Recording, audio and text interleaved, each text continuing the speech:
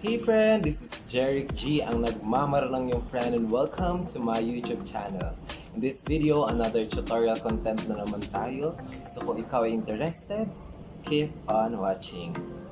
So, disclaimer lang guys, hindi pa po ako CPA. So, anything na sasabihin ko or ituturo ko in this video is based only on my understanding, based only on what I have learned during my undergrad and even during on my self-study. So, kung sa tingin mo mayroon ako nasabing concept na hindi tama, nagmamarunong ko pa sa nagmamarunong ng friend.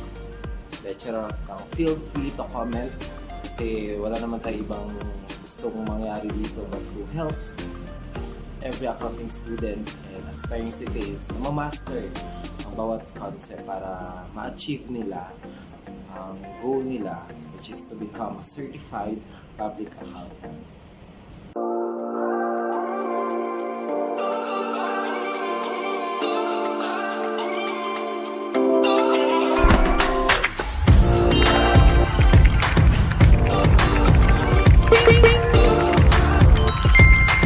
So before we proceed with the sample problem, alamin muna natin itong accounting equation na to. Diba ito ngayong basis ng debit, credit, or the double entry system. Sabi niya kaya natin kailangan gawin o i-follow yung double entry system is para ma-maintain natin yung accounting equation. And the accounting equation is asset is equals to liabilities plus owner's equity.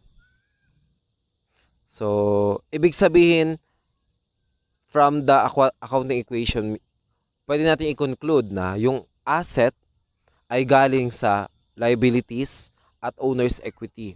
So, ano nga ba itong asset na ito? Ano nga ba itong liabilities na to? At ano nga ba itong owner's equity na ito? So, alamin natin.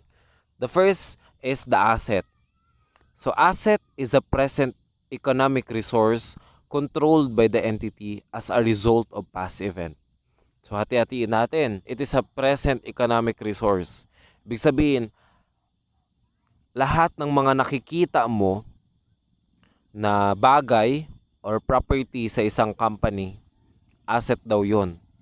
And para masabi mo rin talaga na asset siya ng company, check mo kung controlled ba to ng entity. O, example natin, ano bang usually na pag-aari ng isang company?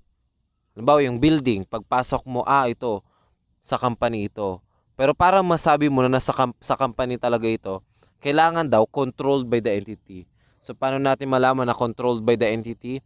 Tingnan mo ang titulo. Kung nakapangalan sa kumpanya, totoo na sa kanila ngayong asset na yan. As a result of past event. Siyempre, hindi naman yan mapupunta sa kumpanya kung hindi yan binili, hindi yan nirentahan. So, yun yung asset. Ulitin ko, ang asset, ito yung mga pag-aari o lahat ng bagay na makikita mo sa kumpanya na pag-aari ng isang company na result ng past event. So, example nito are cash, accounts receivable, equipment, land, and building. And ang asset, ang normal side niya ay debit side. So, kanina pinakita ko na yung T-account sa inyo. Ang debit side ay nasa left side. Diba? So, ang normal side is on the debit side. Ibig sabihin, nasa left side ang normal side.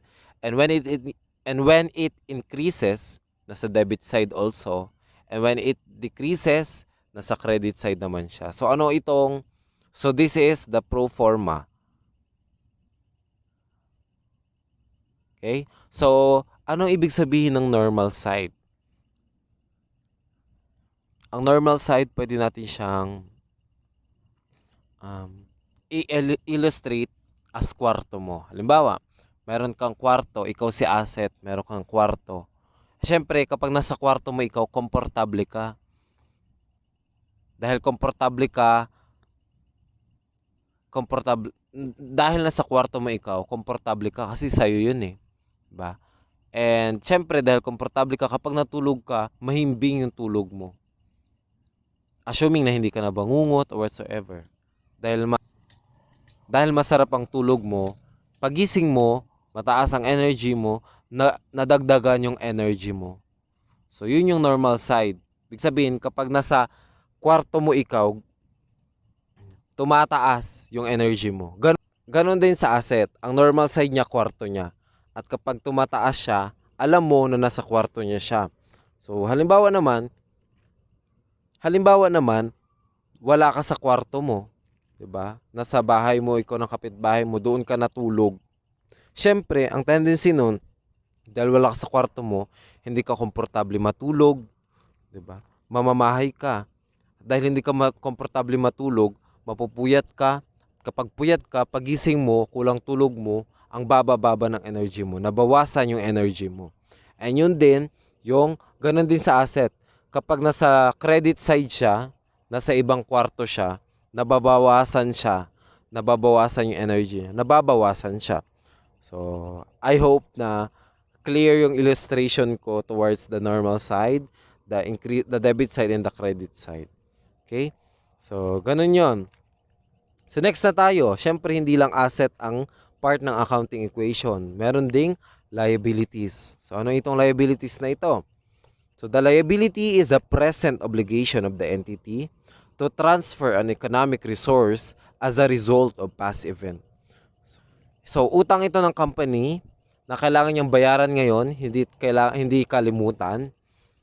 So, paano niyo mababayaran? Siyempre, through transfer of economic resource, which is yung asset. Okay? As a result of past event. So, in short, lahat ng liability binabayaran. At kailangan bayaran.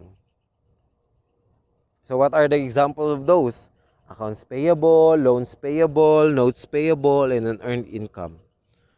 So, katulad sa asset, meron ding normal side ng liabilities. And kung titingnan natin sa accounting equation, nahati sila sa equal sign. So, ang asset nasa debit, yung liabilities ng owner's equity nasa credit. So, in short, alam nyo na kung saan ang normal side ng liability. That is the credit side. Lagi yung tatanda ng normal side, parang kwarto mo. Kapag nasa kwarto mo ikaw, doon merong increase. Kapag kapag wala ka sa kwarto mo, may decrease doon. Okay? So the liability, ang normal side is the credit side. And when it increases, it's on the credit side. When it decreases, it's on the debit side.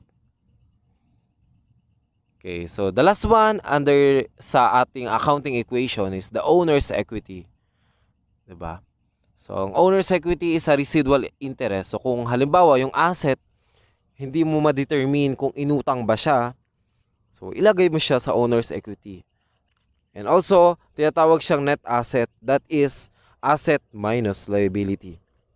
And katulad din ng liabilities na nasa credit side, ang normal side ng ating owner's equity ay nasa credit side. An example nito is capital account, withdrawals, income and expenses. So yun nga sabi ko nga kanina, the normal side of owner's equity is on the credit side.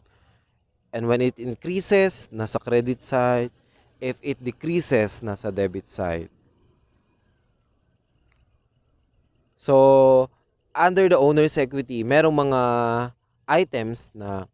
specific items na nakakapa-increase at nakaka-decrease sa ating capital account or sa ating owner's equity account. So, ano-ano yon? So, the owner's equity is increased kapag merong additional investment from the owner. So, halimbawa, nung una, nagbigay siya ng initial investment na 100,000.